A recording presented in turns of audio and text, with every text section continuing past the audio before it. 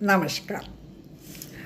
आम्ही लहान होतो ना, त्याला मला शाळेतून सांगितलेली ही गोष्ट तुम्हाला पण सांगितली माहीत असेल. एक मुलगा असतो, खूप रात्या असतो.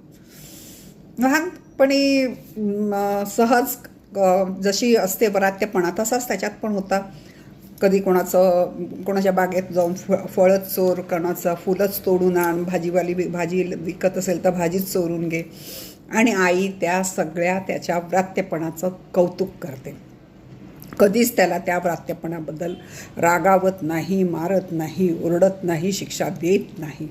आणि त्याचा व्रात्यपणा वाढत जातो. इतका वाढतो की तो मग मोठ्या चोऱ्या करायला लागतो, डल्ले मारायला लागतो. आणि इतकंच नाही तर तो खूनही करायला करतो. आणि मग त्याला खूप मोठी शिक्षा होते. तर त्याला न्यायाधीश विचारतात, तुला काय भेटायचं आहे, कोणाला काय आहे? तर तो म्हणा, मला आईला भेटायचं. आणि तो आई जेव्हा त्याला भेटायला येते न्यायालयात, तेव्हा आईचा कान करकचून पिरगळतो आणि आईला सांगतो, आई, ज्यावेळेला मी पहिली चोरी केली, पहिली चूक केली, पहिली मस्ती केली, त्याच वेळेला जर तू मला शिक्षा दिली असती, मला योग्य मार्ग दाखवला असता, तर आज मी ह्या वाईट मार्गाला गेलो नसतो, मी सुधारलो असतो, मीही चांगला माणूस बनलो असतो.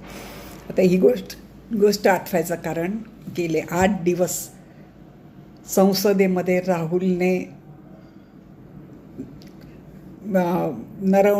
नरवणे करून जे दंगा होता, विषय काय तर राष्ट्रपतीच्या ह्याच्यावर भाषण करणं, आणि तो पूर्ण विषय बदलून, आणि हे पहिल्यापासून 2013ला बघा, पहिल्यांदा त्याने त्यांच्याच सरकारने केलेला अध्यादेश फाडून टाकला.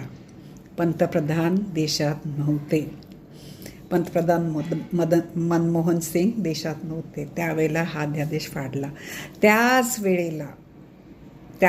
वेळेला त्याला व्यवस्थित वागण्याची तंबी आईने दिली असती. मी आई इथे अँटोनियो मायनोबद्दल म्हणत नाही, इथे मी आई काँग्रेस पक्षाला म्हणते.